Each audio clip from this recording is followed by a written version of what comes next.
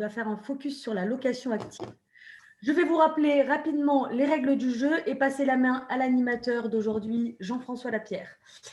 Donc, vos micros sont éteints, c'est tout à fait normal. Donc, si vous voulez vous exprimer, on pourra vous réactiver le micro et vous pourrez prendre la parole librement.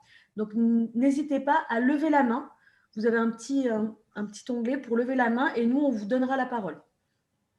Si vous souhaitez intervenir dans les temps d'échange et avoir un témoignage un peu plus poussé que juste une question et que vous voulez apparaître à l'écran, on peut aussi vous nommer conférencier.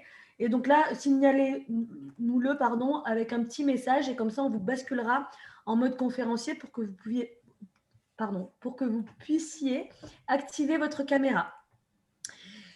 Utilisez le module Q&R donc, que vous avez en bas de votre écran, questions et réponses. Ça en facilite le traitement et la prise en compte pour les échanges avec les intervenants.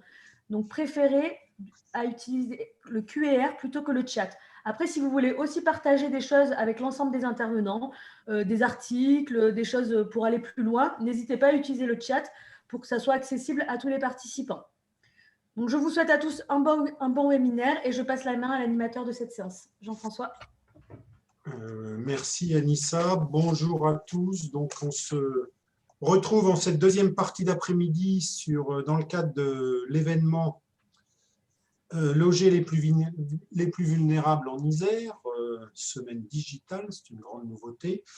Et cet événement est organisé par Un Toit pour tous en partenariat avec la Fondation Abbé Pierre, la Fédération des acteurs de la solidarité, la FAPIL, Fédération des associations et des acteurs pour la promotion et l'insertion pour le logement, le groupement des possibles et APSIS, les bailleurs sociaux de l'Isère, que je qualifie régulièrement du SH départemental, pour faire simple. Donc, merci à vous d'être venus nombreux nous rejoindre. On est ensemble en principe jusqu'à 17h45, en tout cas on ne dépassera pas beaucoup cet horaire-là. Nous, aujourd'hui, donc, on traite de ce qu'on a dénommé, de l'allocation active, qu'on a dénommé système d'attribution innovant. On peut d'ailleurs encore s'interroger s'il faut encore appeler innovant aujourd'hui un système d'attribution qui doit exister depuis un peu plus de 5 ans maintenant, mais Pierre Mandous nous redira ça un peu mieux. J'animais hier le séminaire sur les attributions de logement, très riche séminaire, et on a de fait beaucoup parlé de la location active. Donc il y a des choses qu'on retrouvera en redite. Je sais qu'on a des participants sur les mêmes, mais ce que j'en ai surtout retenu pour ma part, c'est que visiblement la location active, elle l'interpelle, elle l'interroge, elle l'intéresse. Donc je ne sais pas comment il faut le dire, mais voilà, on a un sujet qui me paraît-il intéresse du monde. Je vais simplement vous rappeler dès maintenant en ouverture que ce séminaire est enregistré. C'est-à-dire que si par hasard, par contrainte, vous devez nous quitter en cours de séminaire, vous pourrez nous retrouver. Vous le retrouvez sur la chaîne YouTube d'Un Toit pour tous, à laquelle vous accéderez sans problème par le site d'Un Toit pour tous. Voilà, donc pour parler de notre sujet de la location active, vous avez à l'écran on aura 3 intervenants, Pierre Mandous, qui est le directeur du pôle clientèle et solidarité d'Alpes Isère Habitat, mais qui intervient aussi au titre d'APSIS, je vais dire, il intervient pour les deux, pourra nous renseigner aussi sur les deux. Nous avons Kamel Lamar, qui est responsable du GIE Pôle Habitat Social, Pôle de l'Habitat Social, je ne sais pas si maintenant on a trouvé un de l'habitat, bref, ce n'est pas très grave, donc qui s'occupe notamment de l'enregistrement de la demande, et on lui demandera son point de vue sur cette logique de la location active, est-ce que c'est un bon outil par rapport à la qualification et en lien avec l'enregistrement de la demande. Et nous avons avec nous Paul Pocchiero, président de la Fédération de l'Isère de la CNL, Confédération nationale des locataires, donc une fédération de locataires, parce qu'on souhaitait avoir sur le sujet le point de vue des locataires, donc des utilisateurs, et j'ai envie de dire de ceux pour qui cette démarche a été mise en œuvre. Sur le principe de notre intervention et de notre séminaire, on déroulera d'abord les interventions des 3 participants, des 3 intervenants. N'hésitez pas pendant ce temps-là et dès le début à nous mettre des questions si vous en avez tout de suite, notamment si par hasard il y a quelques précisions oui, mes précisions ponctuelles qui vous intéressent, je pourrais éventuellement transmettre ça à l'intervenant. Et puis, on passera ensuite à un système d'échange, de questions-réponses, d'échange entre nos intervenants, mais aussi d'échange avec vous, bien entendu. Voilà, Pierre, on commence avec toi. On a intitulé ça l'allocation active, un bon système d'attribution pour les plus vulnérables. En même temps, tu vas nous faire un peu aussi peut-être un peu d'historique de cette démarche qui est sortie un peu des sentiers battus par rapport à ce que tu appelles toi, je crois, l'allocation administrée. C'est comme ça que tu l'appelles, je crois. Exactement. Toi. Je vais partager un petit peu de principe quand même. Qu'est-ce que c'est l'allocation active et comment ça fonctionne globalement? L'allocation active, en fait, c'est une inversion du dispositif de rapprochement de l'offre et de la demande, c'est-à-dire dans le système normatif ou administré, parce que je préfère l'appeler administré. Quand un logement se libère, le bailleur cherche un candidat inscrit dans un fichier où c'est un réservataire qui va proposer des candidats au bailleur. Dans la location active, l'offre de location disponible est portée à la connaissance de tous, du grand public, par différents canaux, qui peuvent être les annonces sur les sites Internet, la mise en ligne, de la publicité et éventuellement de la visite virtuelle. C'est le demandeur ou la personne intéressée qui va faire acte de candidature sur le ou les logements qu'il a repérés dans le cadre de ce qu'il voit et ce qui lui est proposé. Alors, ce dispositif qui est mis en œuvre depuis 2014 en Isère, il existe depuis plusieurs années dans 2 pays, notamment aux Pays-Bas, où il est généralisé depuis au moins les années 80, et en Angleterre, sachant que en France, on a eu quelques expérimentations dessus, enfin, surtout en Isère d'ailleurs. On avait expérimenté ça sur les territoires lorsqu'il y avait de la vacance, sur le périmètre de la CAPI, sur la ville nouvelle de l'île d'Abo notamment, ou sur les territoires détendus, dès les années 80-90, où on faisait déjà des annonces pour louer des logements. Simplement, depuis 2013-2014, à la suite du projet de lutte contre les discriminations, les bailleurs sociaux de l'Isère au sein d'Apsise et quelques communes ou intercommunalités ont eu le sentiment que dans le cadre du projet de discrimination et sur la base des constats et peut-être des difficultés qu'on constatait dans le cadre du processus d'attribution traditionnel, on devait tester de la location active. Et c'est comme ça que ça s'est mis en place sur le Pays Voironnais, sur la ville de Grenoble, avec la ville d'Échirolles, la ville de Pont-Clé, et désormais maintenant à l'échelle de toute la métropole grenobloise. Et on a un certain nombre de reculs sur la mise en œuvre de la location active maintenant depuis plusieurs années. Alors, vous avez un schéma qui est présenté sur l'offre disponible, donc qui est proposée sur Internet, sur les territoires où ça s'est mis en œuvre, donc le Pays Voironnais, Grenoble-Alpes Métropole. Pour Alp'Isère Habitat, pardon, on y met aussi tous les contingents Alp'Isère Habitat et toutes les remises à disposition qui sont faites par l'ensemble des réservataires. C'est les candidats qui se positionnent sur l'offre qui les intéresse. Évidemment, pour être proposé à la Caléole, il faut qu'ils remplissent les critères d'éligibilité en termes de ressources, en termes de priorité. Et j'ai envie de dire, l'élément important, c'est que la cotation intervient sur les personnes qui se portent candidats et qui disent « je suis intéressé par ce logement » et après qu'elles aient visité le bien. C'est vraiment toute une inversion du processus et on va dire c'est ces candidats-là, sur la base d'une cotation qui est mise en œuvre sur les candidats intéressés, qui sont proposés à la Caléole du bailleur et c'est la Caléole derrière qui valide l'offre de logement qui est proposée, qui est validée en fait et qui est attribuée. Ce que je peux vous dire également en termes de volume, c'est qu'on a commencé cette location active depuis 2014 en interbailleur et avec différents partenaires qui ont, au fil du temps, intégré le dispositif. Au départ, sur le contingent communal, intercommunal, voire le contingent préfectoral qui était délégué à l'époque, on avait prévu de faire un logement sur 4 qui se libérait. On a très vite augmenté à un logement sur 5. Dans les années 2015-2016, on était à peu près à 30% des attributions d'un bailleur qui se faisaient par le biais de la location active. entre 2018 et 2019, maintenant on en est à plus de 50%. Et pour Alpizère Habitant, on en était à 62% en 2019. Et la crise du Covid a certainement amplifié le phénomène. Je n'ai pas encore les chiffres 2020 sur les incidences de la location active là-dessus. Anne, si on peut avancer un petit peu, on avait prévu On me demande ce qu'est la de… Caléole, Pierre. Pardon ?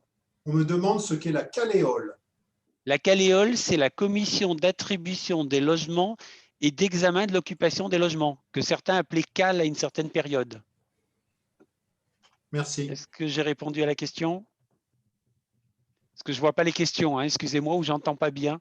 Du coup, et vous avez un dispositif, on va dire, schéma des attributions, la logique administrative, où en fait, vous pouvez vous enregistrer soit auprès de guichets, soit auprès d'un site en ligne, hein, je veux dire l'inscription en ligne dans le cadre du numéro unique national. Et les propositions sont faites par un certain nombre de réservataires. Vous voyez, on en a identifié 6 et qui, pareil, à travers, qui vérifient le respect des conventions, de la réglementation, et qui vont proposer 3 candidats donc à la Caléole, qui de la même façon va valider l'offre. Voilà le schéma globalement des attributions classiques. Si on va un petit peu plus loin, Anne, comment sont fixées les réservations? Donc, au titre des garanties d'emprunt, sachant que dans une opération, on le représente en 20% maximum d'une opération, les communes, les EPCI, les intercommunalités ou les métropoles ou les collectivités territoriales peuvent avoir des logements réservés. De la même façon, elles peuvent, en plus, au titre de la participation financière de l'opération, obtenir des réservations supplémentaires, sachant que ça peut se cumuler au titre de la garantie d'emprunt ou de la participation financière à l'opération. Il y a en plus les réservations, donc 5% qu'on appelle préfecture ou fonctionnaires au titre du logement des fonctionnaires et 25% réservés par la DDCS au titre de la réservation des plus démunis. Les termes ont changé au fil du temps et ça représente aussi 30%. On peut avoir des réservations supplémentaires au titre d'Action Logement, au titre de la participation de l'opération. Et le bailleur peut avoir un certain nombre de logements réservés et il n'y a pas de minimum légal là-dessus. Au titre de ce qui est en train de changer, au titre du process des attributions, si on passe sur la page suivante,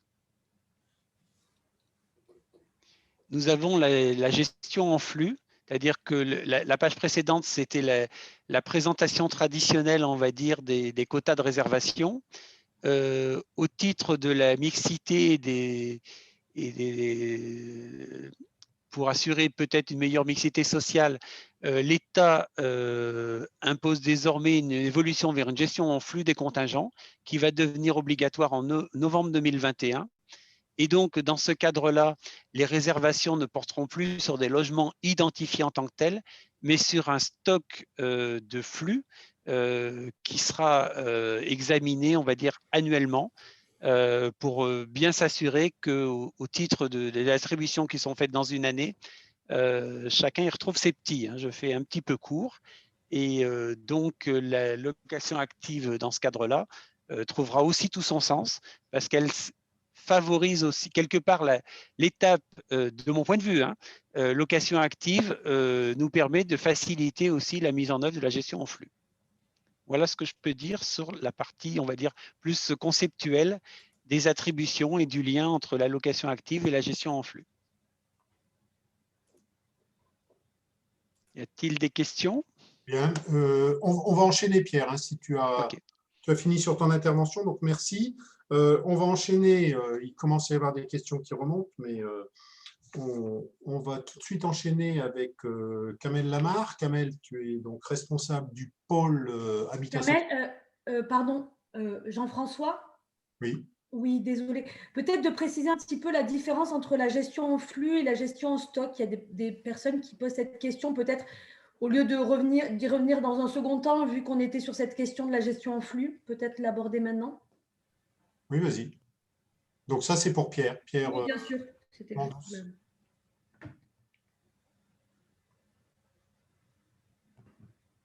J'avais désactivé le son pour pas faire d'interférence. La gestion en stock, en fait, les logements sont réservés, c'est un logement qui est réservé, c'est-à-dire c'est le logement 3 de la résidence 3 rue Albert Samin à Saint-Martin-d'Air qui est réservé. Et si ce logement 3 se libère, tant qu'il ne se libère pas, le réservataire n'a pas à proposer de candidat. Ça, c'est la gestion en stock. Lorsqu'on est en flux, les pourcentages que j'ai indiqués dans le tableau avec 20% au titre de la garantie d'emprunt, quelques pourcentages au titre de l'opération de financement, 25% fonctionnaires, 30% pour les plus démunis et peut-être 5% pour le bailleur. Lorsqu'on est en stock, en fait, ce pourcentage-là, il se calcule sur un temps plus long, qui peut être la semaine, le mois, l'année. Les modalités de discussion sont en cours, hein.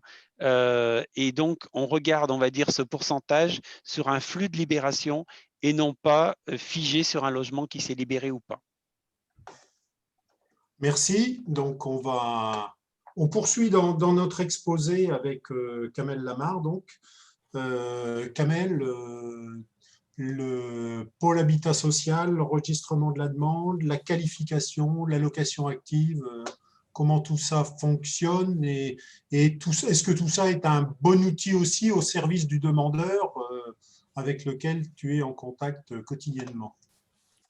Oui, bonjour à toutes et à tous. Effectivement, avant d'entrer dans le vif du sujet sur la location active, il me paraissait intéressant de dresser un portrait du paysage et notamment des guichets d'enregistrement. Alors, je ne veux pas vous abreuver de statistiques et de chiffres. Néanmoins, il me paraît important de se donner quelques repères. Le pôle habitat social, c'est un guichet d'enregistrement. C'est le nom qu'on donne à tous les endroits où on peut déposer et se faire enregistrer sa demande de logement social. Sur l'agglomération grenobloise, qui est composée de 49 communes, on doit être à peu près 40 lieux d'enregistrement de la demande. Et donc, les habitants de l'agglomération peuvent venir déposer, retirer d'abord un document et le compléter pour le ramener pour que la demande de logement soit enregistrée. Si on parle du pôle habitat social, qui est constitué sous forme d'un groupement d'intérêt économique depuis 2018, eh bien, on peut se dire que c'est à peu près 40% de la demande de logement social de l'agglomération grenobloise. Donc, ça veut dire que sur les 17 000 demandeurs qui ont une demande de logement sur l'agglomération, il y en a à peu près 40% qui sont passés par chez nous. Donc, ça nous permet de vous donner quelques éléments sur l'enregistrement de la demande de logement. Sur la partie des entretiens de qualification, il est noté dans les conventions qui lient les guichets d'enregistrement avec la métropole, hein, dans le cadre de la loi ALUR, que les guichets d'enregistrement doivent assurer des entretiens de qualification. Alors, c'est un terme qui ne doit pas parler à grand monde, et c'est pour ça qu'il me paraissait important aussi d'expliciter. Ces entretiens-là, ils sont de nature à préciser la demande de logement et d'assurer, de faire en sorte que la demande de logement social, telle qu'elle est déposée dans la CERFA, corresponde bien aux besoins du ménage. Alors, je vais vous prendre 2 ou 3 exemples. Les attributions de logements sociaux sont très réglementées et on ne peut pas attribuer, par exemple, un T3, un T4 à une personne seule. Quelquefois, dans les demandes de logement, malheureusement, on voit des personnes qui sont seules et qui demandent des très grands logements. Voilà. Il y a des impératifs que les demandeurs de logement ne connaissent pas forcément. Et ces entretiens-là, ils servent à ça. On recense, on revoit les renseignements qui sont donnés dans les demandes et ça permet de faire en sorte que ce qu'ils ont demandé correspond à une certaine réalité. Ces entretiens-là, ils sont assurés soit par des chargés d'accueil, puisque nous sommes 7 personnes, dont 5 chargés d'accueil et 2 chargés de mission sociale. Et donc, ils peuvent être assurés soit par des chargés d'accueil pour les demandes les plus simples, et puis pour les demandes un peu plus compliquées, là où il y a de vraies problématiques sociales, ces entretiens-là sont assurés par des chargés de mission sociale.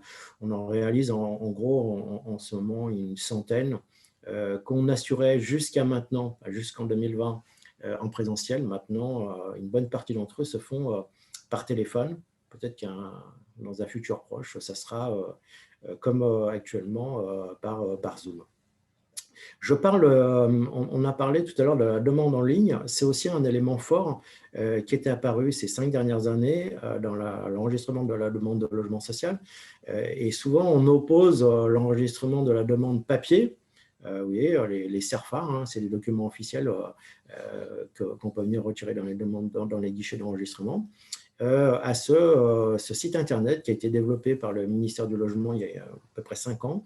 Aujourd'hui, il a été actualisé il y a peu de temps. On peut dire quand même qu'aujourd'hui, il est certainement plus interactif, correspond davantage au site internet qu'on peut voir dans les services publics, un peu plus interactif, un peu plus facile d'utilisation. Et donc, du coup, il participe grandement, de mon point de vue, à la demande de logement. On peut dire qu'aujourd'hui, 30% de la demande de logement en Isère se fait par le portail grand public. C'est encore un acronyme, hein, PGP, portail grand public, c'est la demande de logement en ligne. Et ce chiffre-là, il a vocation à progresser. Quand on discute avec le ministère du Logement, les DCS, on voit bien qu'il y a la volonté d'accentuer le poids de la demande en ligne. Donc, l'objectif, c'est d'arriver à 50%. Donc, dans un futur proche, on aura une demande classique papier et puis une demande en ligne qui va prendre certainement de plus en plus de poids. Et on voit bien que nos relations avec les demandeurs ont changé au cours de cette année à cause du Covid.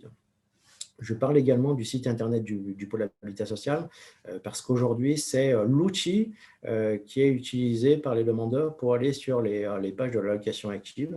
J'y viendrai après. La location active, ces pages-là sont consultées pour 3/4 d'entre elles sur la location active. Donc, sur notre site internet, on a une rubrique qui est complètement dédiée à la location active. Et donc, toutes les annonces des bailleurs qui sont membres du GIE publient leurs annonces soit par un site internet qui est dédié à la location active, qui s'appelle Bienvéo. Si on devait comparer Bienvéo avec un autre site internet, sans vouloir faire de la concurrence, hein, ça serait seloger.com. Bienvéo, c'est un outil qui a été développé par l'USH à peu près 2 ans et qui a vocation à afficher les annonces des bailleurs sociaux. Et puis, un petit focus sur les attributions par la location active. En 2019, alors je parle de chiffres qui ne concernent que la métropole de Grenoble. Mais ce que j'ai pu voir, ce que je peux vous dire, c'est que ces chiffres-là, ils sont assez comparables à ce qu'on peut trouver sur d'autres agglomérations, notamment l'ACAPI. En 2019, sur la métropole de Grenoble, c'est à peu près un tiers des baux qui sont un tiers des baux signés en 2019 sur la métropole, qui sont signés grâce à la location active. 30% des ménages relevaient du premier quartile. Donc, vous voyez, je ne sais pas, ça ne doit pas parler beaucoup à beaucoup de monde, le quartile, mais c'est les ménages qui ont les ressources les plus basses. Voilà, j'ai un certain nombre de chiffres, je ne vais pas vous abreuver de chiffres, mais c'est pour vous indiquer que la location active, les attributions qui arrivent par le biais de la location active sont assez conformes à ce qui est dans l'attribution classique et assez conformes à ce qu'on voit dans le stock des demandeurs. Donc, d'une certaine manière, et ça aussi c'est pour couper court à certaines critiques qu'on peut faire de la location active, la location active, ce n'est pas un objet, ce n'est pas un moyen pour certaines personnes d'obtenir un logement plus rapidement. C'est un moyen pour tout le monde d'arriver à trouver un logement. Si on peut passer à la diapositive suivante. Alors, pour moi, alors j'ai distingué ce qu'on pouvait trouver comme point positif de la location active du point de vue du guichet. Alors, c'est ce que j'ai commencé à vous dire tout à l'heure, hein, que ça permet d'objectiver la demande. Quand vous avez un demandeur qui souhaite avoir un bien précis, à un endroit précis, lorsqu'on leur montre ce qui existe en termes d'offres locatives, eh bien, ça a tendance quand même à ramener les gens un peu sur terre. Enfin, voilà, on est un peu tous pareils. On souhaiterait avoir le bien idéal au deuxième étage avec ascenseur, avec un balcon, ensoleillé plutôt le matin, avec un peu de fraîcheur l'après-midi, voilà, avec des espaces qui soient un peu confortables. Quand il s'agit de confronter ces souhaits-là à la réalité de l'offre locative, ça permet de redonner un sens nouveau à l'offre, à la demande de logement. Le point le plus important aussi, c'est que la location active, elle donne un autre regard des demandeurs, et je dirais plutôt globalement du public en général, sur le fonctionnement du logement social. Alors, on associe souvent le secteur du logement social à un secteur qui est lourdement administré, qui ne se renouvelle pas beaucoup, qui est souvent à la traîne en termes de fonctionnement. Quand on regarde les offres des bailleurs sociaux, on voit que les annonces qui sont faites eh bien, utilisent les mêmes concepts que ce qu'on peut trouver dans les annonces qu'on peut retrouver dans n'importe quelle agence immobilière. Donc ça, c'est sur la forme.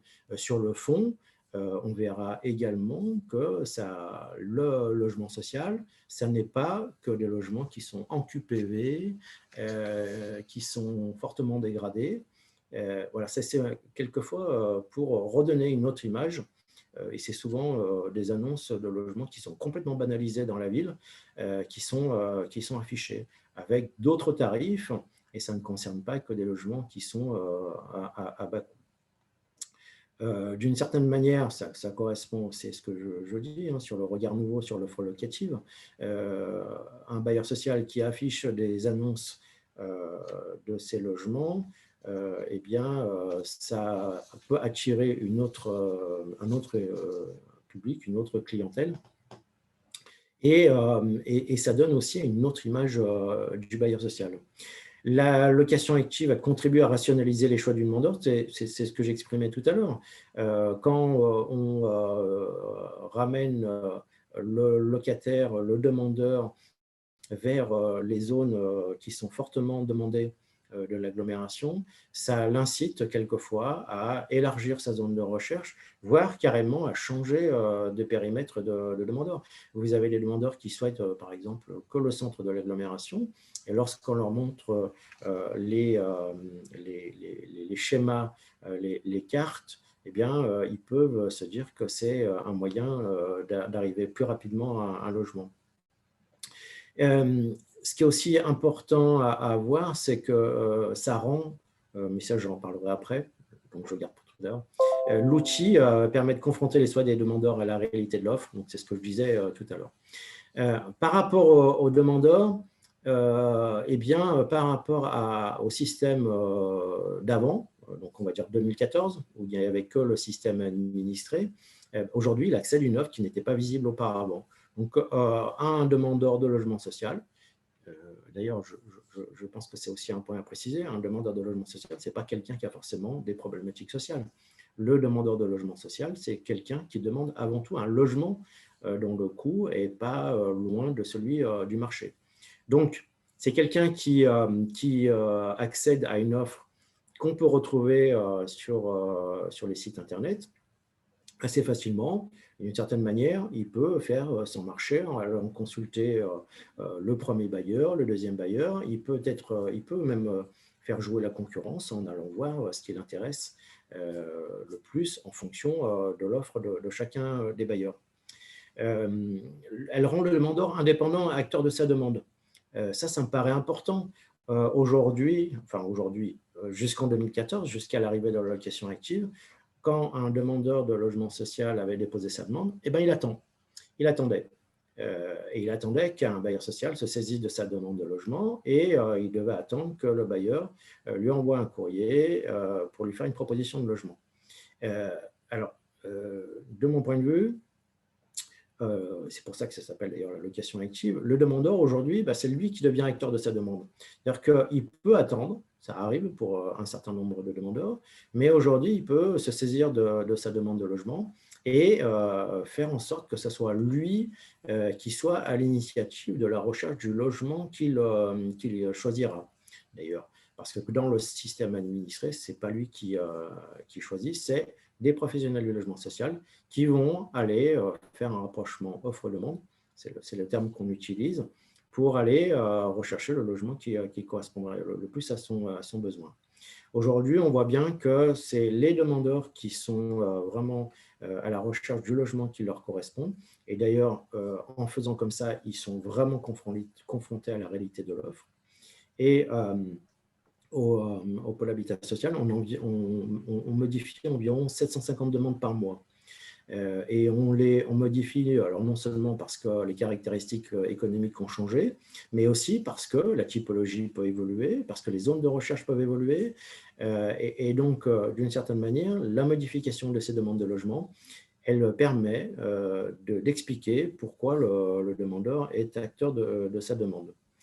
Autre élément positif par rapport à la location active, c'est que cet outil numérique, il peut être aussi un moyen d'attirer une nouvelle clientèle, un nouveau public qui n'est pas forcément le public traditionnel du logement social. Et évidemment, dernier élément positif peut-être qu'il faut noter, c'est que la location active, elle participe au rétrécissement du délai d'attente. Aujourd'hui, si je retrouve le bon chiffre, on doit avoir à peu près 45% des logements qui sont, 2 tiers des demandeurs ont une attribution en moins d'un an.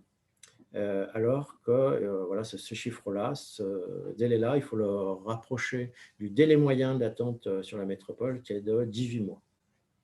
Voilà. Diapositive suivante, s'il vous plaît. Alors évidemment, comme tout système, eh bien, il y a les limites. Et la première limite qu'on pose, c'est la maîtrise de l'outil numérique ou l'absence d'équipement qui échappe à de nombreux demandeurs. Effectivement, il y a des demandeurs qui ne sont pas aptes à aller sur Internet et souvent pour certains d'entre eux, ils n'ont même pas l'équipement. Alors, il y a des réponses qui sont données. Je pense par exemple aux démarches que Emmaüs Connect fait chaque année. Il assure des ateliers pour justement faire en sorte que les demandeurs puissent utiliser l'outil numérique.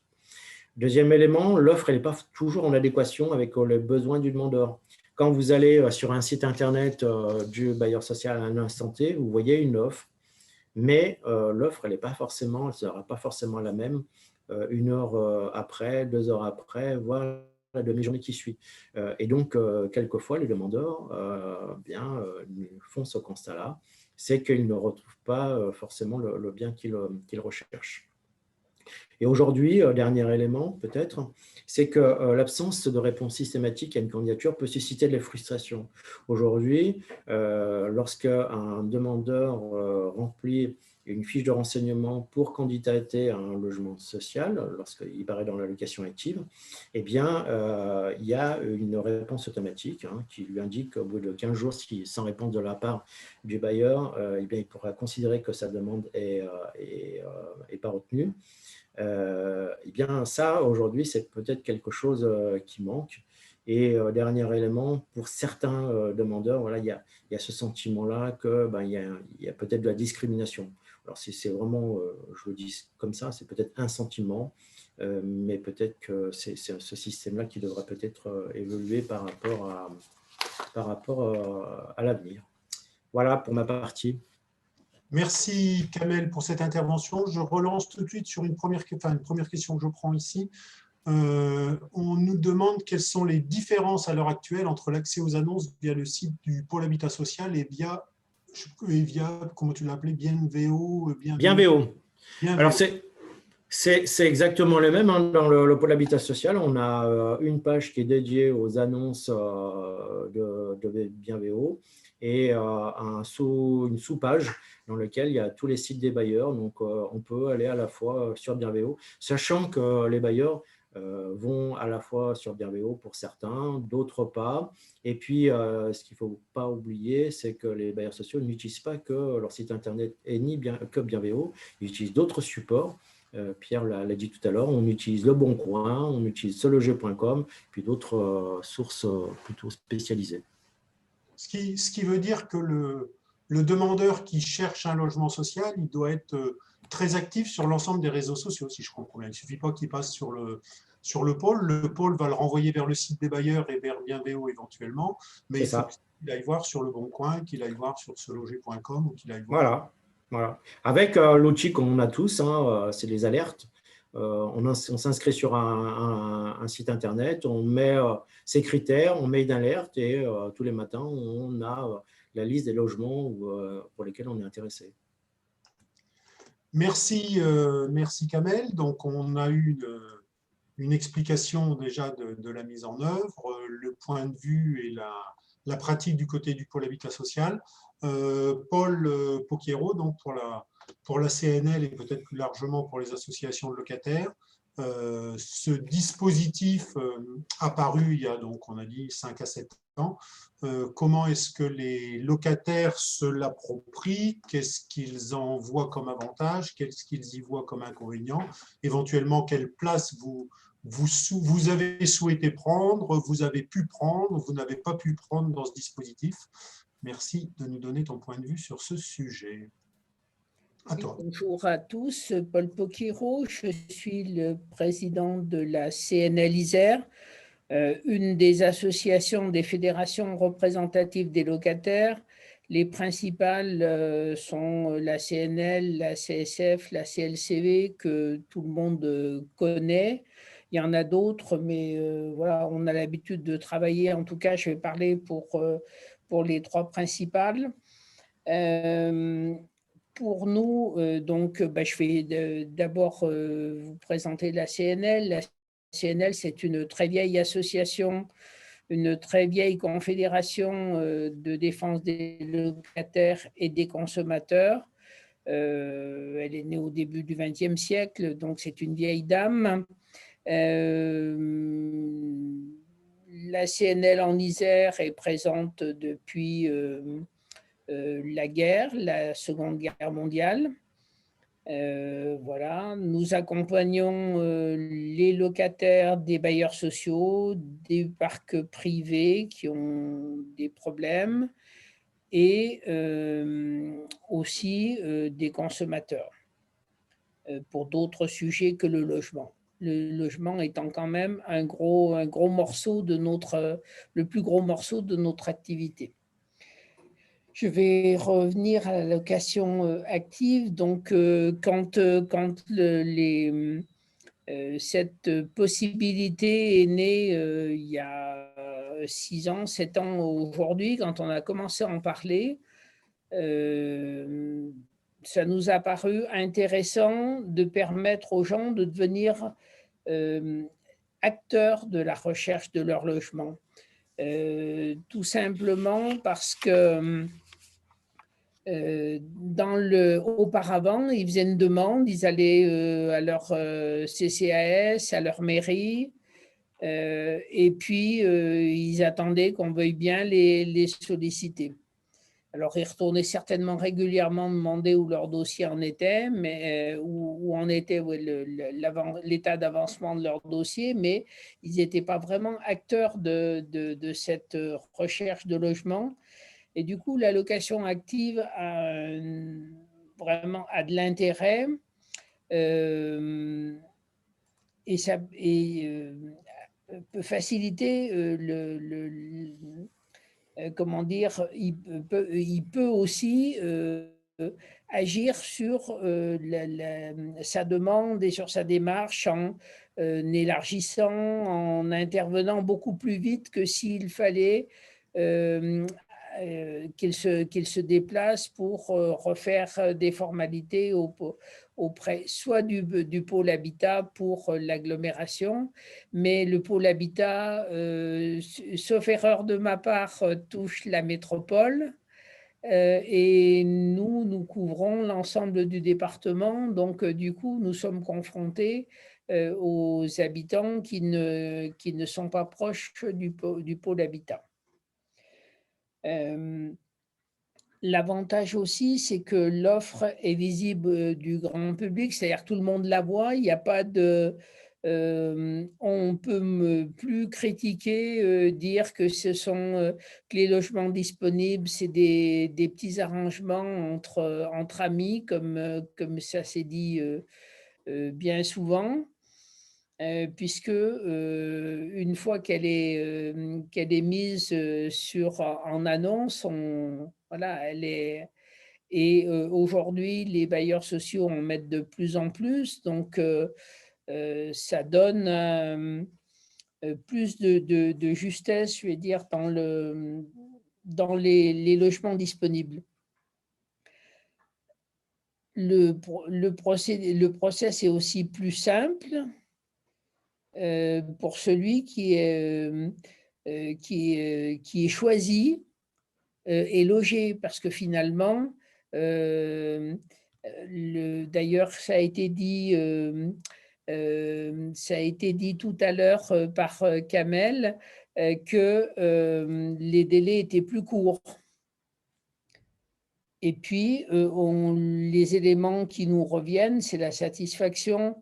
Alors ça, c'est pas très souvent, mais quand même, de temps en temps, les gens qui nous ont sollicités nous disent leur plaisir d'avoir pu être logés plus rapidement et puis d'avoir pu participer dans cette recherche, et ils sont leur plaisir d'avoir été acteurs de la demande. Par contre, je vais passer maintenant au point de vigilance, je vais dire, parce que nous, les associations de locataires, nous ne voyons que ce qui ne fonctionne pas. Ce qui va bien, on ne vient pas nous le dire. Je ne sais pas si au pôle habitat, les gens viennent dire leur plaisir, leur bonheur d'avoir réussi dans leur démarche de demande de logement. Mais chez nous, c'est exceptionnel, c'est extrêmement rare qu'on vienne nous le dire. Malgré tout, on en voit quand même un petit peu. Ce qui est le plus difficile, me semble-t-il, c'est la gestion de la frustration et le possible découragement, parce que et ça me fait penser à un habitant de Grenoble qui me recontacte souvent pour me parler de sa frustration d'arriver toujours le deuxième. Quand la demande arrive à la commission d'attribution des bailleurs, et ben chaque fois, il n'est pas le premier.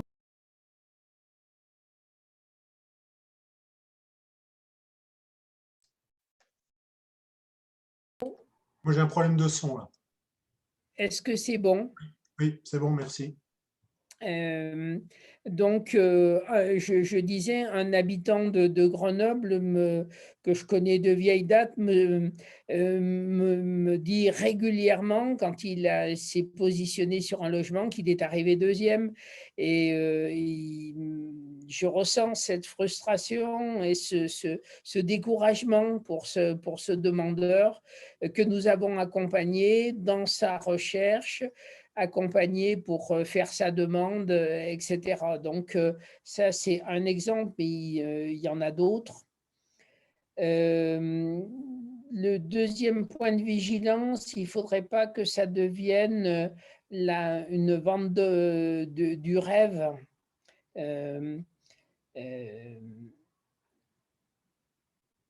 Parce qu'après la visite du logement, c'est la Caleol, donc la commission d'attribution logement, je vais m'en tenir à cette expression, qui va statuer. Et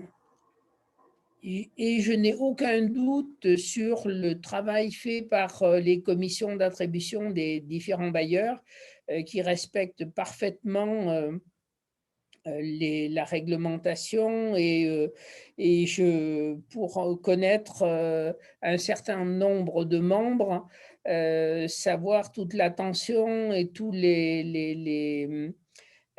qu'ils peuvent apporter et toute la bienveillance qu'ils peuvent avoir, que ce soit, y compris les salariés des bailleurs que nous côtoyons aussi. Mais malgré tout, il y a quand même ce risque de vendre un peu du rêve. Une autre discrimination possible, je dirais même importante, c'est l'accès à Internet. La fracture numérique pour un certain nombre de personnes. Alors effectivement, les jeunes, allez, les moins de 50 ans ont certainement plus de facilité et plus les demandeurs sont jeunes et plus c'est facile. Nous voyons plutôt un public qui est en difficulté pour le faire. Parce que c'est pas si simple que ça de vouloir faire sa demande. Et on a accompagné récemment un locataire qui voulait être vraiment une locataire, une demandeuse, pardon, qui voulait vraiment être acteur de sa demande et qui a voulu commencer par aller sur le site de Pôle Habitat et vouloir établir sa demande et à rencontrer d'énormes difficultés. Nous, on a été obligés de l'aider parce que, par exemple, l'envoi le poids des fichiers, c'est difficile à gérer, c'est difficile à les envois passent pas, sont rejetés, etc. Donc, ça, c'est des choses pas simples. Et c'est vrai que nous conseillons d'aller au pôle habitat, bien sûr, mais quand les gens n'habitent pas Grenoble, si la personne habite une commune, à la métropole, il y a des habitants qui sont à plus de 20 km, c'est plus difficile de leur le conseiller, surtout actuellement. J'allais dire que le système donc, va favoriser les actifs numériques, je les appelle comme ça pour parler des jeunes qui maîtrisent les outils beaucoup plus facilement. Et nous voyons les ménages qui manquent d'autonomie à ce sujet. La difficulté de s'inscrire, j'en ai parlé pour obtenir le numéro unique. C'est vraiment compliqué pour les gens qui ne maîtrisent pas. Voilà, je crois que j'ai fait le tour mais je dis bien, nous ne voyons que ce qui ne fonctionne pas, que les gens qui rencontrent des difficultés. Les gens autonomes ne viennent pas nous voir. Donc, mais malgré tout, notre sentiment, c'est quand même que c'est un des moyens intéressants pour les habitants demandeurs de logement, d'être vraiment acteurs et de ne pas être passifs. Ok, merci Paul. Je propose... Ça n'a pas été trop long? Non, sinon je t'aurais engueulé. Pas de souci. Merci. Non, c'était de toute façon le point de vue des locataires nous intéressait. Moi, j'ai envie de prolonger un peu par rapport à ça parce que d'abord, j'ai des questions sur le sujet. Ensuite, vous l'avez évoqué, je crois que vous l'avez évoqué les trois. C'est quand même la logique de la fracture numérique. Je vais gentiment dire à Kamel que je trouve que la réponse qui consiste à renvoyer ça chez Emmaüs Connect ou je sais pas quoi, je l'ai trouvé un peu facile, mais c'est pour te provoquer un peu. Qu'est-ce que vous imaginez du côté des bailleurs, éventuellement du pôle, en lien ou non avec les assos de locataires?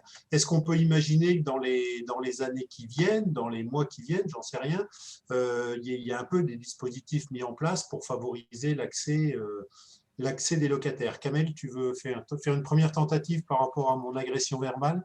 Oui, parce que moi, quand on me provoque, je réponds toujours. D'abord, peut-être répondre à Paul qui disait qu'en allant au pôle, c'était un peu compliqué pour enregistrer sa demande. Alors, quand on va au pôle, c'est un peu simple, c'est un peu plus simple que ça. C'est surtout quand les demandeurs vont enregistrer leur demande sur le portail grand public. Le portail grand public a évolué, comme je l'ai dit tout à l'heure, en octobre. Et il y a un certain nombre de choses qui se sont mal passées. Et effectivement, les demandeurs, eh bien, ils ont du mal à enregistrer leur demande. Et c'est surtout y mettre des pièces. Pour enregistrer une demande de logement social, il faut nécessairement mettre sa pièce d'identité pour que la demande soit validée. Et aujourd'hui, les configurations du système sont un peu compliquées. Il faut vraiment limiter le poids de la pièce pour pas qu'elle soit trop grosse pour qu'elle passe dans le fichier du portail grand public. Donc, nous, quand on a des demandeurs qui ont ce genre de questions, on essaye de les aider. Et d'ailleurs, il y a une assistance qui a été développée par le ministère du Logement qui est assez bien faite, un système aussi de téléphone et de chat. Donc, les demandeurs, il faut vraiment qu'ils aillent se référer à ça pour pouvoir recevoir de l'aide. Par rapport à la pratique numérique, alors évidemment, je ne les renvoie pas vers Emmaüs Connect. C'était juste pour citer une des propositions qui existent aujourd'hui. Il y en a d'autres. Je pense aux médiateurs numériques qui sont installés dans les PIMS.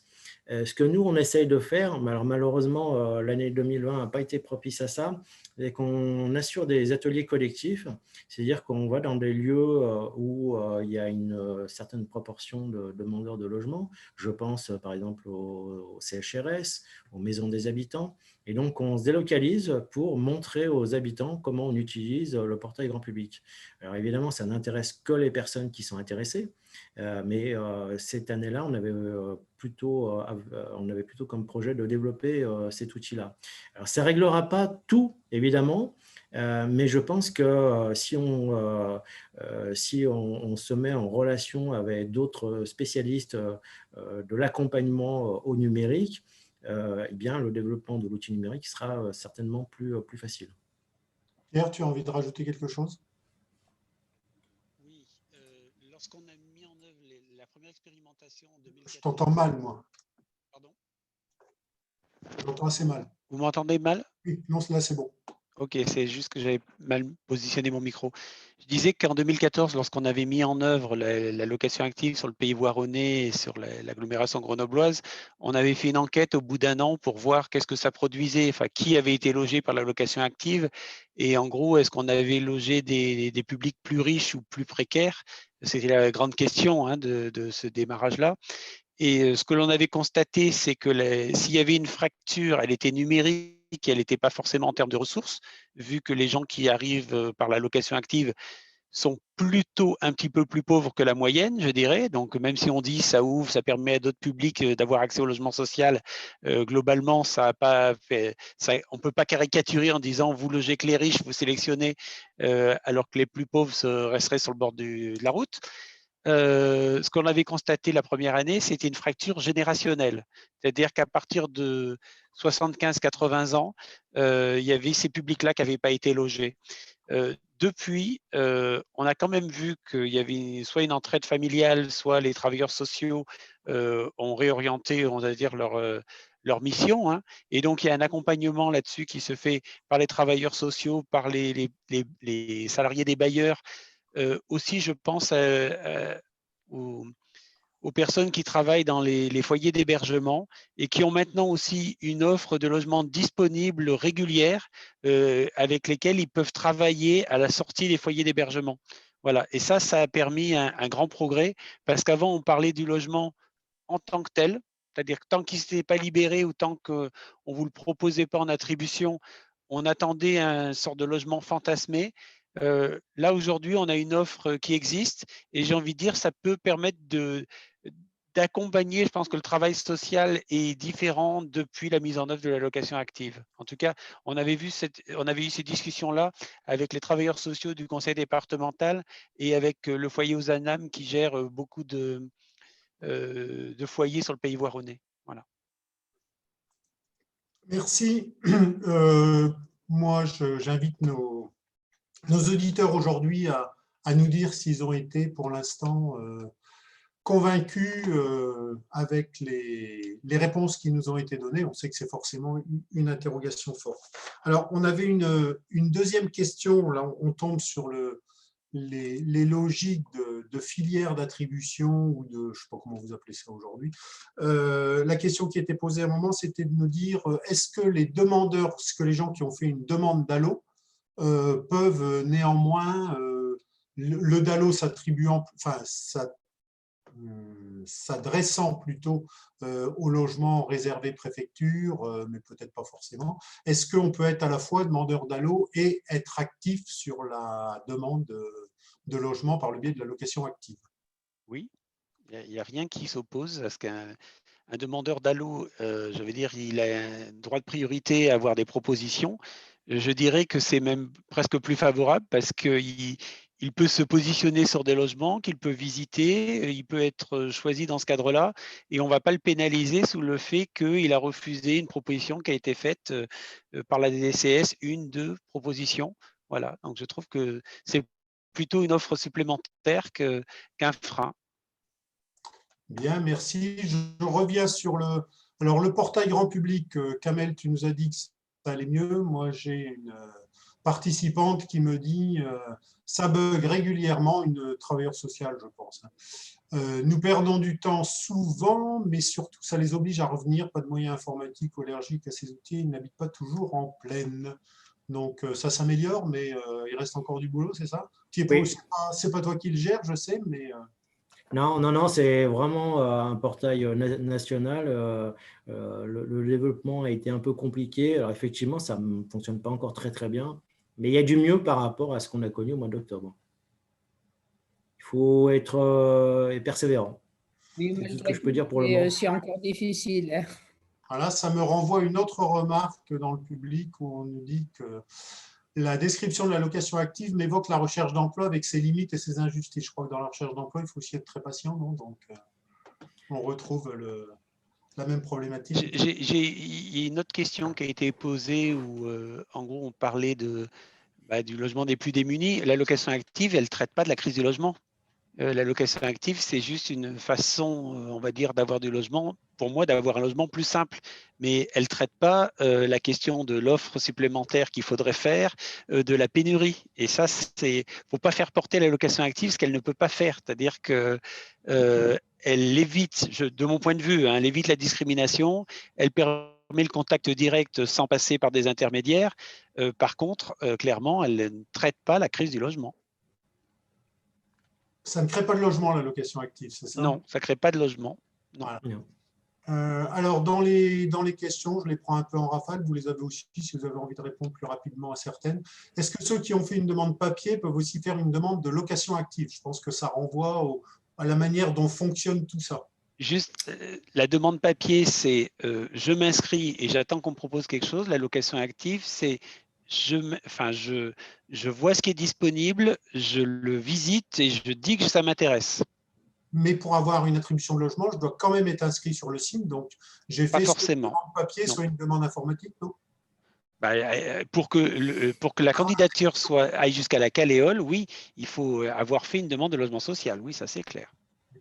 Est-ce que la location… Mais en fait, on ne s'inscrit pas de la location active. C'est ça qui est peut-être un peu difficile à comprendre. Okay. Est-ce que la location active prend en compte les demandes des jeunes en colocation? Oui. Il y a une case colocation dans la demande de logement ou Oui, en location active, on ne s'inscrit pas encore une fois. On vient présenter un dossier. Donc, on visite et ensuite on dépose un dossier où on réactualise le dossier qui est déjà déposé. Donc, j'ai envie de dire, si on présente de la colocation, ça sera de la colocation. Rien qui est interdit de le faire. D'accord. Alors, une question qui renvoie à ce que vous avez évoqué à un moment, Paul, à ce que tu as évoqué sur la logique de la frustration. Je crois que tu as utilisé ce mot pour les gens qui n'arrivent pas en tête ou autre. On nous demande où peut-on accéder aux éléments de cotation utilisés par les bailleurs en Caleol? ne serait-ce que pour mieux comprendre en tant que travailleuse sociale comment cela fonctionne. Où peut-on accéder aux critères de cotation? Ah pardon, excusez, j'ai eu un vide. Les critères de cotation pour Alpizère Habitat, ils sont annexés au règlement intérieur de notre commission d'attribution. Et où peut-on accéder alors au règlement intérieur de la commission Je d'attribution? pense que c'est public sur le portail du règlement. D'accord. Alpizère Habitat. Bon, vous n'avez plus qu'à aller vérifier. Exactement. Toujours dans les questions pratiques, combien de personnes lors de visites en tirs groupés Juste, pardon, pour revenir sur la question de la cotation, c'est une grille de cotation qui avait été définie en interbailleur au sein d'Apsys. Donc, on n'a pas une grille de cotation spécifique. C'est une précision importante. Et cette grille de cotation, je veux quand même le citer là, c'était monsieur Lamotte, je ne me souviens plus de son prénom. Jean-Philippe. Jean-Philippe Lamotte, voilà, c'est avec lui que nous avions établi cette grille et c'est très important pour moi de célébrer sa mémoire aujourd'hui. Jean-Philippe Motte. Jean-Philippe Motte, oui. Jean-Philippe Motte, oui. Combien de personnes lors de visites en tirs groupés? Quand vous mettez un logement à la location et que vous... Il n'y a pas de limitation. Par contre, on va examiner, enfin, s'il y a des gens, il y a plusieurs types parfois de location active. Parfois, il y a une visite groupée ou parfois on demande de s'inscrire. L'annonce, elle va rester jusqu'à ce qu'il y ait au moins 10 personnes qui sont intéressées. Dès qu'on atteint les 10 personnes intéressées, on supprime l'annonce. Peut-être il faudrait aussi préciser que sur les sites des différents bailleurs, c'est ce que je disais tout à l'heure, hein, c'est que les annonces maintenant, elles ressemblent à celles qu'on peut trouver sur les agences immobilières.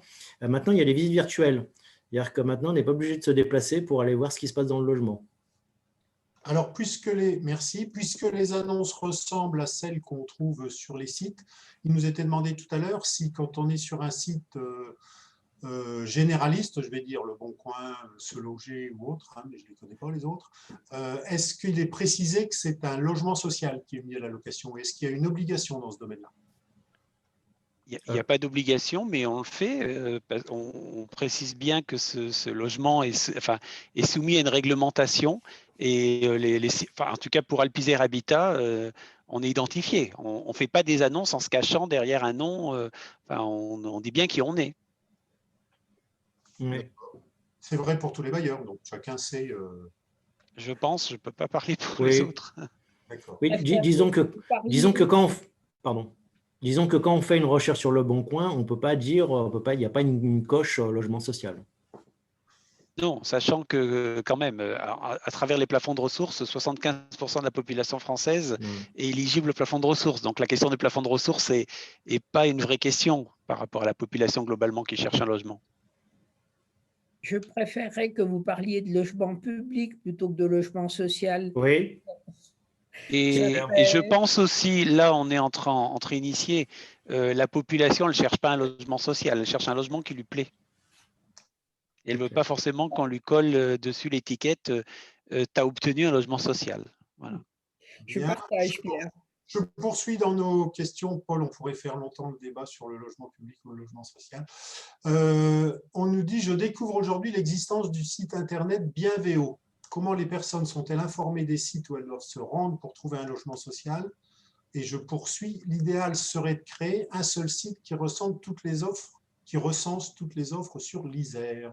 Qu'en pensez-vous?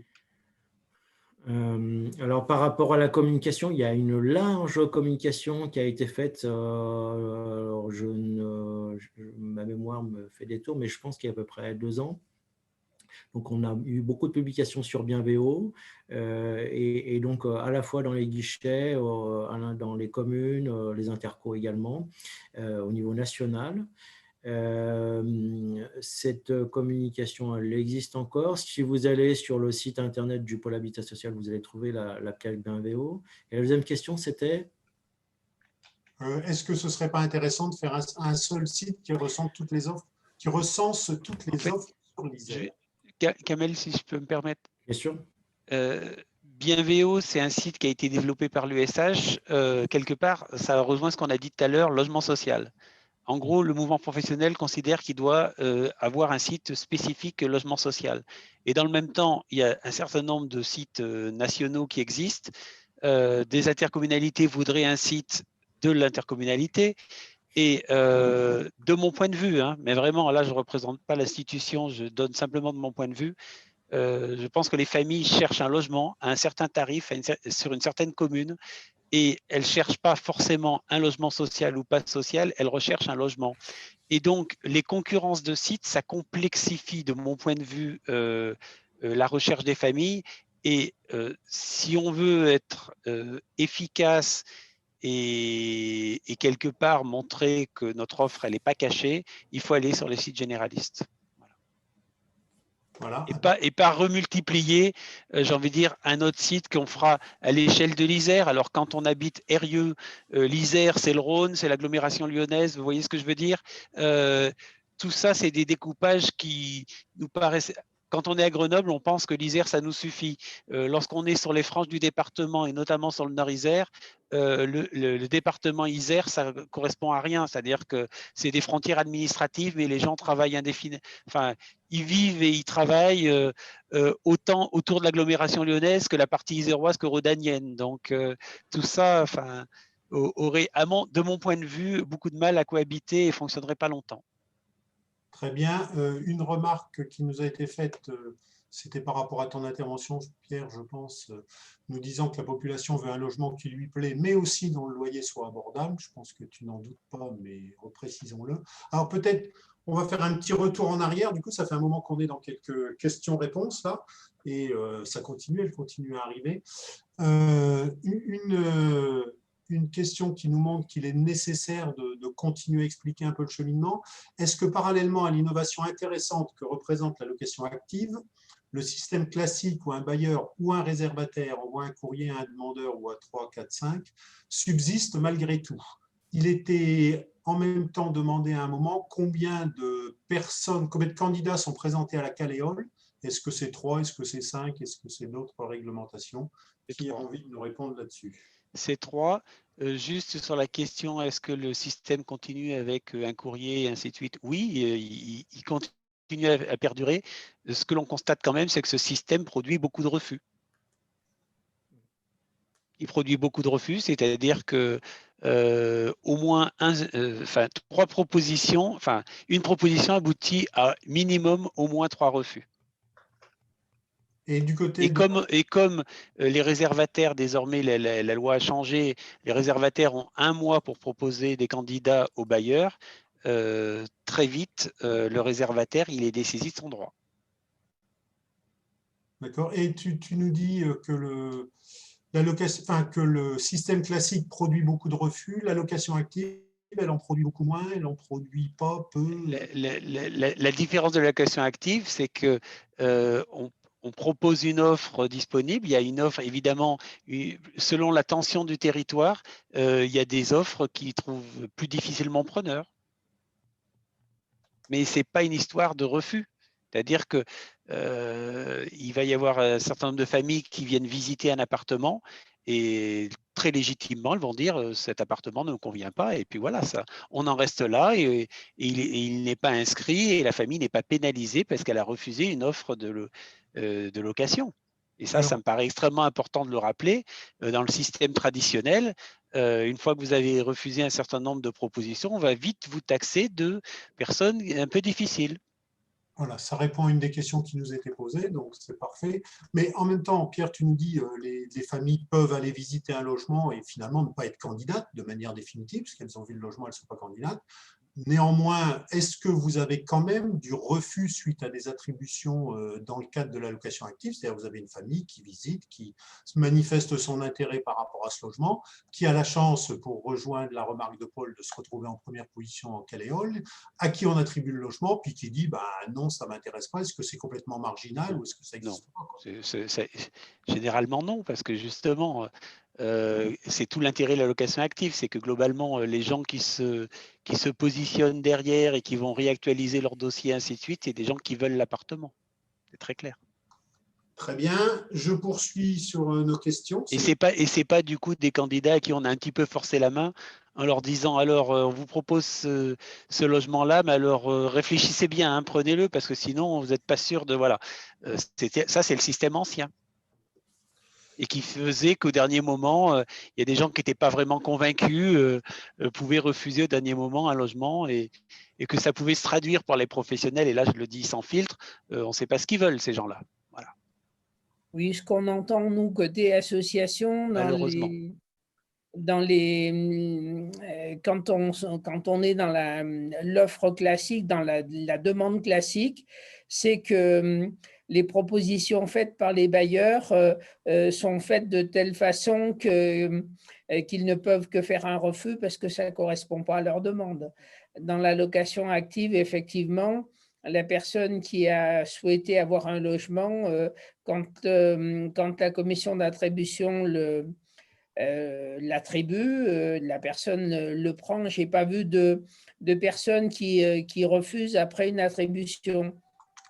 Par contre, je reviens sur la frustration des gens qui n'ont pas obtenu. Ça, c'est aussi, il ne faut vraiment pas le perdre de vue et je n'ai pas de solution immédiate pour éviter d'avoir cette frustration. Alors, de manière pour, je ne sais pas si ça répondrait à cette question-là, mais est-ce que quelque part chez les bailleurs, il y a un suivi est-ce que chez les bailleurs, il y a un suivi des gens qui ont été refusés ou autres? Est-ce que le fait d'avoir été refusé, d'avoir été placé en deuxième ou troisième position plusieurs fois dans le cadre de l'allocation active donne une possibilité d'être un peu priorisé les fois suivantes, quoi. Non. Pierre? Non, je peux pas dire oui. Il n'y a pas une sous-enregistrement des gens qui sont venus en location active. Hein. D'accord, très bien. Anissa, je vais avoir besoin de toi. J'espère que tu es encore là. Tu m'as proposé de donner la parole à une de nos participantes actives. Donc, je te propose qu'on le fasse maintenant, parce que ça me paraît un assez bon moment. Très bien. Emmanuel, moi, peut prendre la parole depuis… Est-ce que vous m'entendez? Oui, très bien. Ah, super, merci. Oui, pardon, en fait, c'est juste parce que c'est moi qui posais la question sur l'histoire du refus suite à la visite faite en location active. Et c'était juste pour expliquer bien ma question, parce que j'ai l'impression que là, on passe du temps. C'était pas tout à fait ça ma question. C'était si une personne, du coup, souhaite visiter un logement, vient visiter le logement avec l'ensemble des personnes qui opèrent la visite groupée. À l'issue de la visite, du coup, sur place, elle dit n'être plus intéressée par le logement. Il me semble que ça donne lieu à une inscription dans l'USNE, comme quoi il y a eu un refus. J'ai entendu parler du fait que c'était identifié comme un refus location active, qui permettait bien différencier d'un refus dans le cadre d'une proposition d'un bailleur. C'était ce point-là. Je ne sais pas si c'est plus clair. Pour moi, non. En tout cas, ce n'est pas l'instruction qui est donnée au service. Maintenant, d'accord. Pour moi, non. C'est pour m'assurer que ça ne donnait pas lieu à une ligne refus de proposition dans le SNE qui fait que n'importe quel bailleur par la suite verrait qu'il y a eu un refus alors qu'à la base, ça vient d'une démarche active de la personne. En tout cas, j'espère que ça ne se produit pas à Alpizer Habitat. Ça marche. C'est pas une instruction qu'on donne. Je ne peux pas répondre à la place des autres bailleurs, mais je considérerais que c'est quelque chose qui va à l'encontre du principe de la location active. Dans le cadre de la location active, on va aller voir un bien qui peut correspondre à son choix, à son souhait. Donc, je n'ai pas entendu dire qu'un bailleur allait inscrire un refus dans le SNE parce que la personne n'a pas souhaité donner son accord pour ce logement. À titre personnel, je trouve totalement choquant je considère que les familles choisissent où est-ce qu'elles veulent résider et je trouve choquant qu'on fasse ce compte-là, voilà, fondamentalement. Kamel, tu es chargé d'expertiser cette question. Pour la prochaine fois, on fera un séminaire sur la location active. Dans combien de temps? Définitive. Une question sur les publics prioritaires. On nous dit comment sont gérées les demandes des publics prioritaires Donc, et en fait, je pense que la question, c'est aussi sur public prioritaire et location active. Donc, Pierre, tu nous as dit que quand on a une demande d'allo, on peut aller sur la location active. C'est ça. D'autres publics, des publics…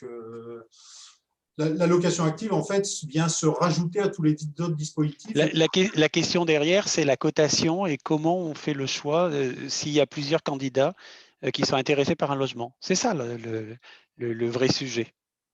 Donc là, tu nous as dit qu'on pouvait aller Et consulter. je veux dire, en termes de comment on loge les publics prioritaires, on les loge, et ça, là-dessus, on a toutes les études et analyses des personnes logées dans le cadre de la location active depuis 6 ans maintenant.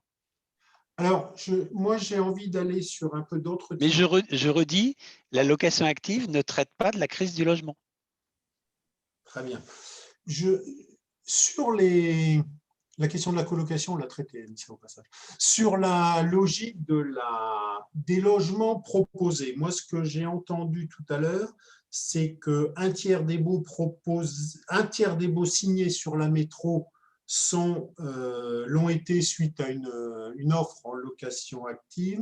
J'ai entendu hier Isabelle Rueff, la directrice de Alpizer Habitat, dire que chez Alpizer Habitat, c'était 60%, grosso modo, des attributions qui étaient données par rapport suite à une offre en location active.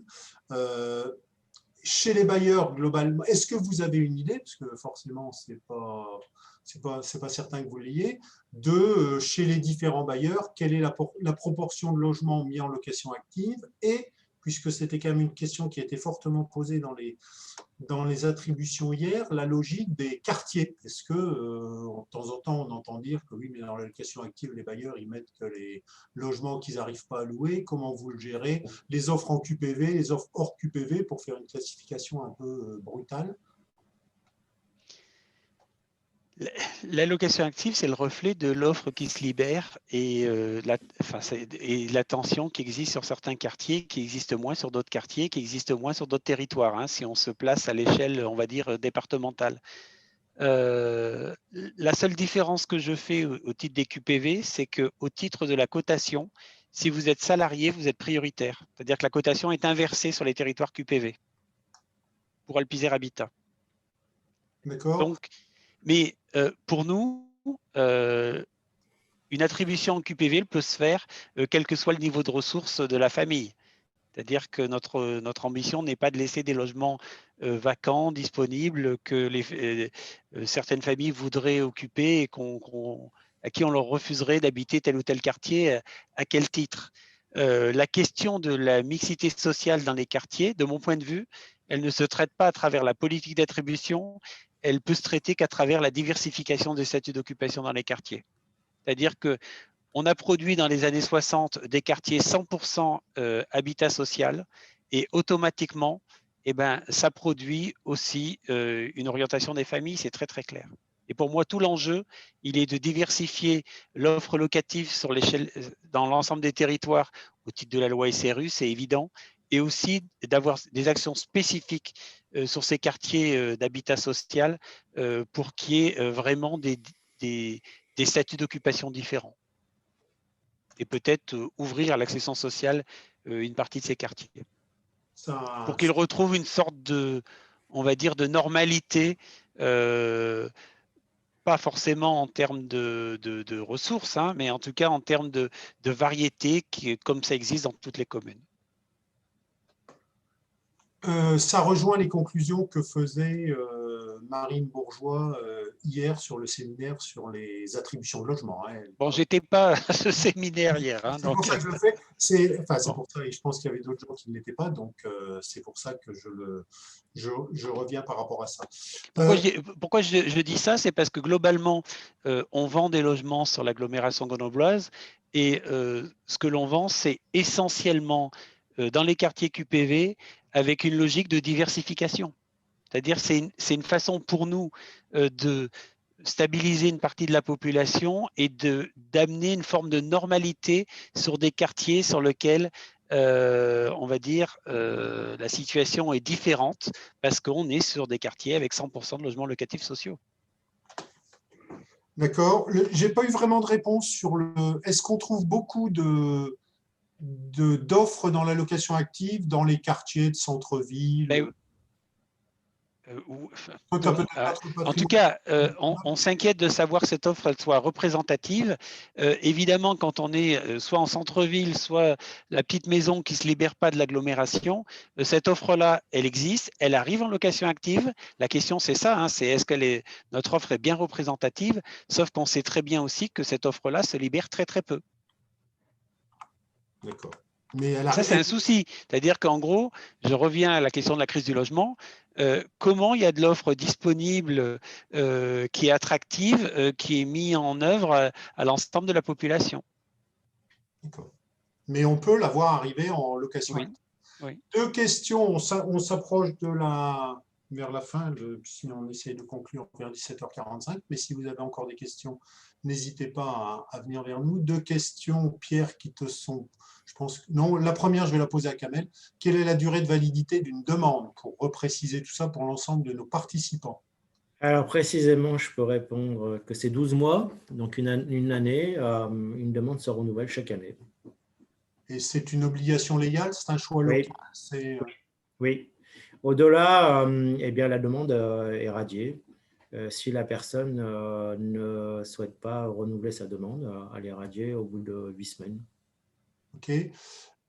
Pierre, Il y a aussi le délai vient du fait aussi de la situation administrative du demandeur.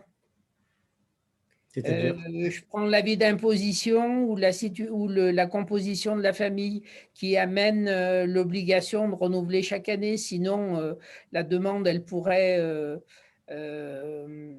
durer plus longtemps, mais il faut bien fonctionner sur le système administratif.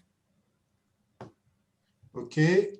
Pierre Mandou, c'est une question pour toi. Repréciser la part de logements réservés, garantie d'emprunt. Alors, j'ai vu la question, je n'y ai pas répondu formellement parce que je n'ai pas les chiffres précis à l'unité de prêt.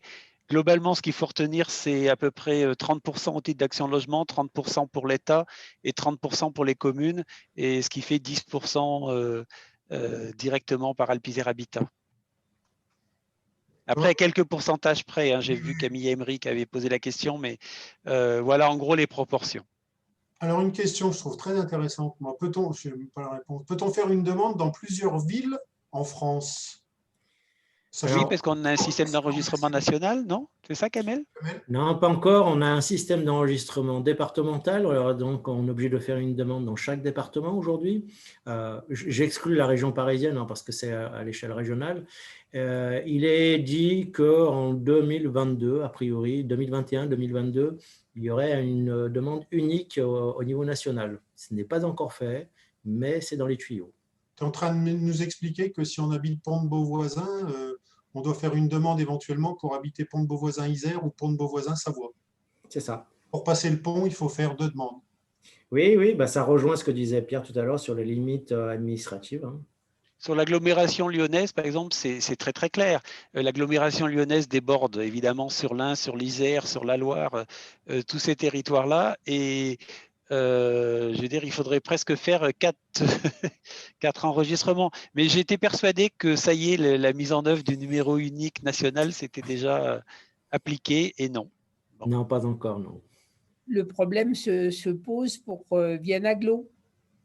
Exactement. On est à la limite, oui. Oui, bah d'ailleurs, les bailleurs qui gèrent du patrimoine qui sont aux franges des départements, bah c'est un peu compliqué hein, parce que la gestion de la demande n'est pas organisée de la même façon.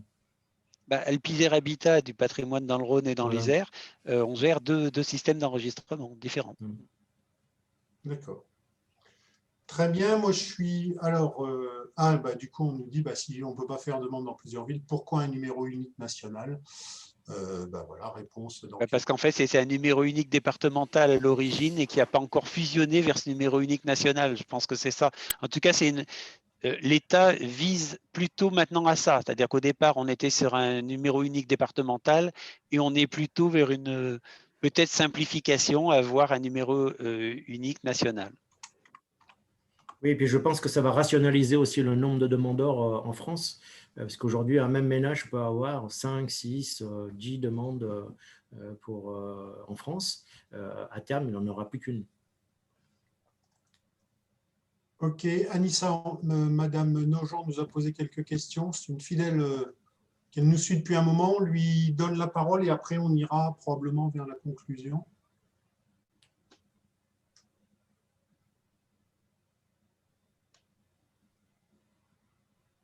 Là, on est dans la technique. Pardon, moi, je n'avais pas activé mon micro. Pardon. Elle peut activer son micro, mais elle ne le fait pas. Catherine Nogent, est-ce que vous nous entendez? Est-ce que vous êtes encore là? Elle n'est peut-être pas devant son Là, écran. il y a très peu de temps, mais... En fait, elle n'a peut-être pas de micro. En fait, sur son... Ça peut arriver aussi qu'on n'ait pas de Alors, micro. je relaye un peu, c'est pas tellement une question, je trouve, mais un peu une observation. Elle nous dit, enfin, je le traduis à ma manière, si elle n'est pas contente, elle me le dira. Certains demandeurs ont l'image qu'ils ne peuvent que vivre dans certains quartiers, je pense dans les quartiers QPV ou autres. Est-ce que donc on déconstruit, c'est là que je traduis un peu, et on ouvre sur l'ailleurs pas trop loin, c'est-à-dire est-ce que quand vous avez dit plusieurs fois que ça permet de voir quelle offre il existe et compagnie, et que ça amène le demandeur à adapter son offre à ses possibilités, grosso modo, à ses réalités, est-ce que ça incite pas un certain nombre de gens à dire bah oui, de toute façon, moi je peux avoir que tel ou tel type de quartier, ou alors il faut que j'aille chercher beaucoup plus loin, ou je renonce un peu à une recherche vers des quartiers plus favorisés, pour faire simple. Est-ce que je peux intervenir? Oui, Vas-y, Paul.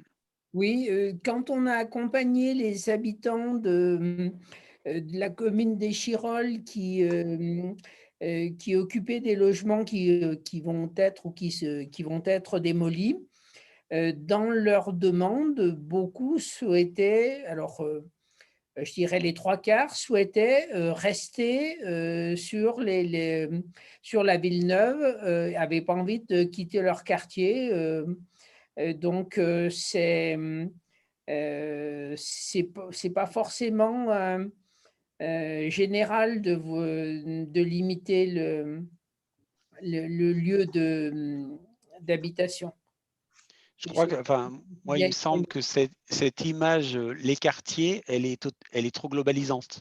C'est-à-dire qu'il y a des familles qui sont très attachées à leur lieu de résidence et chez eux, c'est pas comme à côté. Voilà. Et donc, ce qui est fondamental, c'est que les familles choisissent là où elles veulent habiter. Après, elles font un certain nombre d'arbitrages économiques, c'est certain, avec les revenus qu'elles peuvent avoir. Mais je veux dire, les gens savent très bien à quoi ils aspirent, où est-ce qu'ils veulent habiter, où est-ce qu'ils ne veulent pas habiter. Et j'ai envie de dire là-dessus, il faut qu'on soit totalement modeste. Ce n'est pas nous qui choisissons le lieu de vie des familles. Les familles, elles arbitrent toutes seules. Et il faut que ça soit comme ça. Il faut vraiment que ça soit comme ça. Merci Pierre, je pense qu'on va... Une dernière chose, Jean-François, dans les quartiers qu'on stigmatise, les loyers ne sont pas forcément plus bas qu'ailleurs, loin de là. D'accord, merci pour la précision. Je vous propose à chacun de nos intervenants, je ne sais pas si vous souhaitez, je vous propose qu'on refasse un petit tour de table si vous souhaitez, si vous pensez que tout a été évoqué, je passe. Dans l'ordre où on l'avait fait tout à l'heure, ça nous permet de terminer par le représentant des locataires. Pierre, tu penses qu'il y a des choses que tu as envie de rajouter sur la logique de la location active? Il me semble que c'est un dispositif moderne et qui procure plutôt de la satisfaction, c'est-à-dire 100% des gens qui ont été logés par la location active, ils trouvent ça formidable. Toutes les études qu'on a pu faire régulièrement, ils ne subissent pas tout le système où allez vous inscrire, allez vous enregistrer, je vais attendre. C'est clair que ça facilite, la satisfaction est augmentée pour les gens qui sont logés, hein, ça c'est très très net. Merci. Kamel? Oui, bah moi je dirais à peu près la même chose, hein. C'est-à-dire qu'aujourd'hui, la location active, elle est complètement ancrée dans les habitudes de travail. C'est devenu un dispositif qui est complètement normé.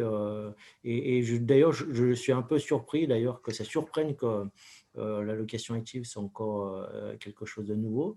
Maintenant, c'est quelque chose qui est utilisé au quotidien. Et je pense que ça peut faciliter et répondre à plein de besoins de demandeurs de logement. Bon, Anissa, on ne pourra plus refaire de séminaire sur le système innovant. Kamel estime que c'est rentré dans les mœurs. Paul, tu veux rajouter? Pour nous, les associations de locataires, notre gros souci qui restera encore longtemps, c'est l'accès à Internet et les difficultés, la fracture numérique, et peut-être chez les bailleurs ou alors sur l'agglomération, c'est peut-être plus facile, mais globalement, il serait intéressant certainement de permettre dans les points d'accueil des bailleurs de mettre à disposition ou d'accompagner, de mettre les moyens pour aider les familles qui ne sont pas en mesure de le faire et de leur montrer, de leur apprendre comment ils peuvent, et ceux qui n'ont pas d'accès, qui puissent venir le faire dans les points d'accueil des bailleurs. Très bien. Ben, on va donc... Ou à Pôle Habitat, bien sûr, mais ça, c'est vraiment spécifique à Grenoble, ou Grenoble et sa petite couronne. Après, les gens qui sont plus loin vont aller plutôt vers leur CCS ou leur mairie. Je vous propose qu'on arrête là sur cette proposition de Paul Poquiero. Donc, la balle est relancée du côté des bailleurs et du pôle. Merci à nos 3 intervenants qui ont, je crois, su être à la fois pédagogues et pédagogiques sur l'explication du dispositif. On a eu beaucoup de questions très pratiques et c'était très bien ainsi. Merci à tous les participants d'avoir été actifs. Il me reste pour terminer à vous rappeler que cette semaine sur le logement, je ne sais plus comment elle s'appelle, loger les plus vulnérables en Isère, se termine prochainement. Si je ne me trompe, Anissa, il reste 2 rendez-vous. Le premier, c'est demain matin où vous pouvez vous inscrire pour participer, pour assister, je vais dire sûrement en tant que spectateur, à la séance de la conférence intercommunale du logement de Grenoble-Alpes Métropole, qui a ouvert cette conférence aux participants de la semaine organisée par Un Toit pour tous avec ses partenaires. Donc ça, c'est le premier élément. Et le deuxième événement qu'il reste, c'est celui qui existe demain après-midi, qui est la séance de clôture. Alors, elle est à 14h, je crois, Nissa. Voilà, en plus, je ne me trompe pas, elle est à 14h, parfait. Tout en n'oubliant pas que l'ensemble de ces séminaires, vous les retrouvez sur le site d'Un Toit pour tous. Et donc, vous pourrez le retrouver là où vous le voulez. Je vous remercie tous et je vous souhaite une excellente soirée. Merci beaucoup. Bonne soirée. Bonne soirée. Et merci à Jean-François pour cette animation. Merci.